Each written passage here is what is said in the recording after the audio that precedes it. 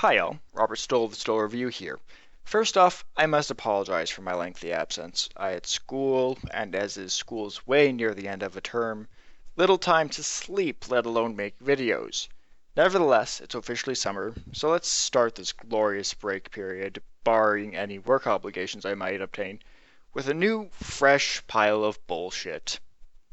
This turd comes to us from Jace Peoples, spelled Peeples, of Advocate Spotlight, entitled Naomi Kyle, Video Games Will Change the World for LGBTs. It's the same kind of rinse, cycle, repeat that we've seen before. Kyle grew up with female protagonists like Lara Croft, and as the video game industry is run by the white straight male Illuminati, the industry must start including more diversity. As it isn't anything new and has been discredited to death, I'm not going to be responding directly to it. However, I would like to address those critics who will make a fatal mistake of conflating so-called minority or LGBTQ LMNOP characters with tokens automatically. Now, it's no secret that oftentimes specialty characters like this are done badly. However, as a modern gamer, I've rarely come across a character done right in a AAA title. If anything, I and many other gamers have been taught by necessity to boil characters down to their base traits. Trope-based analysis like white male scruffy protagonist and character who, in explaining his entire backstory, is destined to die, is commonplace in a market that admittedly hasn't put anything out original for years. This isn't bad, but in a sense it reduces every character who carries these highly predictable traits to mere tokens to move the plot along to the next shooting gallery.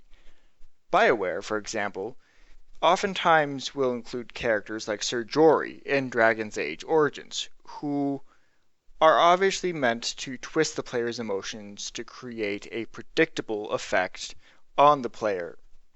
Is it any wonder, then, that characters who are so-called diverse are often portrayed in simple ways that seem, well, trite? The only thing stopping this trend from being as unbearable as it seems is that, fortunately for us, these aren't the only kind of depictions we see in games. Good characters, regardless of their skin color or sexuality, have complexity. With more than one trait, they are interesting to follow and enrich the overall narrative, much like any other form of storytelling. Diversity characters are no less different, and there are dev teams who, believed or not, in general write characters well, and thus write their diversity characters well as well. The Saints Row series, for example, has a long history of complex characters who not only have interesting backstories, but allow the players to connect with them on a deeper level, through things like loyalty missions, as well as well-written dialogue. Many of these characters happen to be things other than male, white, or straight. The fourth installment also allows you to sleep with anyone in a tongue-in-cheek reference to games like Mass Effect's cheesy romance system. Indie titles also have a propensity to do this as well. In Iridium games, There Came an Echo, the characters are written in such a way that stresses their task and ability to do that task, rather than the fact that 3 of the main cast are women. Hell, one of the side characters is a gay Christian, and this fact is only brought up in one cutscene. Meanwhile, one may have never noticed he was otherwise. In both of these examples, there's a commonality in that these characters happen to be different, rather than these differences being their main feature. It isn't based on a trope, nor do they seem out of place in an otherwise, quote, normal society. Other examples of quality storytelling incorporate characters' traits into the story itself. For example, the fact that Neverlone's protagonist is an Inuit makes complete sense given the story is directly taken from Inuit folk legend.